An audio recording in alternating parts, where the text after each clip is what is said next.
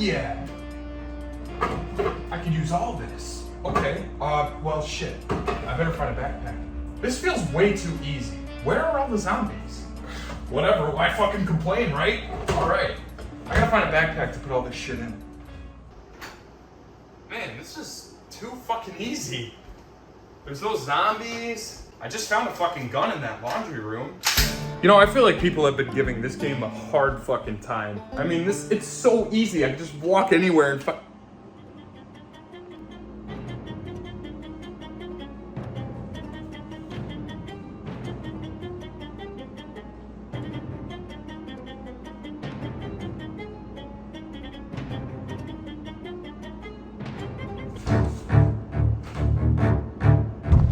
Oh. Oh.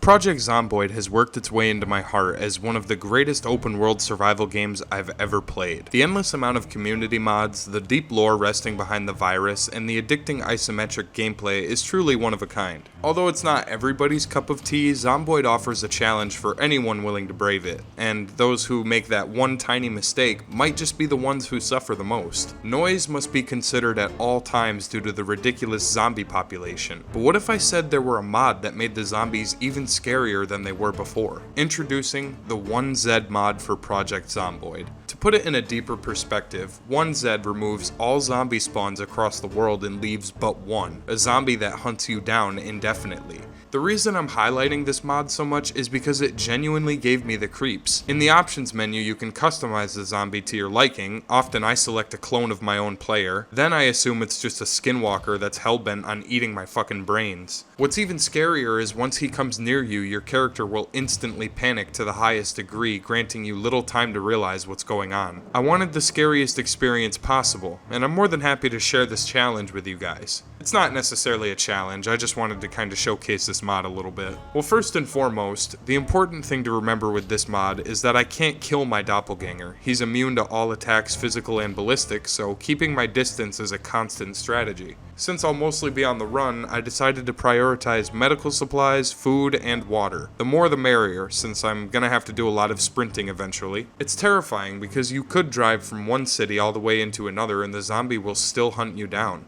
It may take a long time, but he'll catch up, and it's almost always a surprise. You know, this kind of reminds me of a movie I watched last year. It was called The Wretched, and honestly, I'd even put it in my favorite underrated horror movies of all time category. The plot is about a young kid who discovers that his next door neighbor is some sort of witch capable of bending someone's mind to her will and even resembling various traits of a skinwalker. The movie itself is pretty complex, but I enjoyed the tension, the characters, and the overall story. There were a few moments that made it feel genuinely creepy at times, and playing this mod within Zomboid just amplifies that idea tenfold. So here's the sitch. You can alter the sandbox settings with the One Zed mod, choosing different factors such as how long the skinwalker will chase you, or if you want him to look like your mirror double. It's not actually a skinwalker, but due to his invulnerability and the fact that he takes on my exact shape and facial features, I'd say it's a little more than your average zombie. The reason I say this is the scariest mod in Zomboid is because you never truly know when the skinwalker is coming. You'll be searching a house at a relaxed pace when suddenly you hear the shattering of glass close by and you notice your moodles going apeshit. The mod essentially forces the player to remain on the move at all costs, taking into account that they're never truly safe in any confined space. Even if you lock the doors and barricade them with all the planks in the world, the skinwalker will eventually break right through in a never-ending chase for your flesh. It's almost a tease too. If you have a lot of mods like I do, you'll find that there are a plethora of firearms available to you if you know right where to look. But firearms are essentially negated here since they do 0 damage to him. Sure, you have a badass shotgun and a quick-firing revolver, but it's the equivalent of slapping him across the face with a piece of fucking baloney. Not to mention how terrifying it is to have him in your presence. Everywhere he goes, he leaves behind a trail of blood. This can be advantageous to the player in a way. It helps me to keep track of his position and make sure I'm one step ahead of him at all times. However, in the same vein, just because there's a blood trail, it doesn't always mean he's nearby.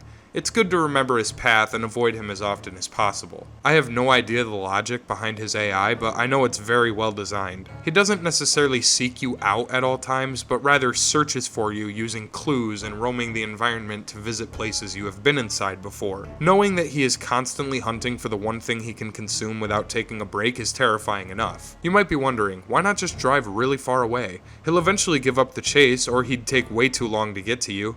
The developer of this mod must know something I don't, because the skinwalker will despawn and respawn at a closer point to you if you travel far enough. I'm not kidding when I say there is no escaping the zombie with this mod. All you can do is hope that you can outrun him for as long as possible until he inevitably consumes you whole.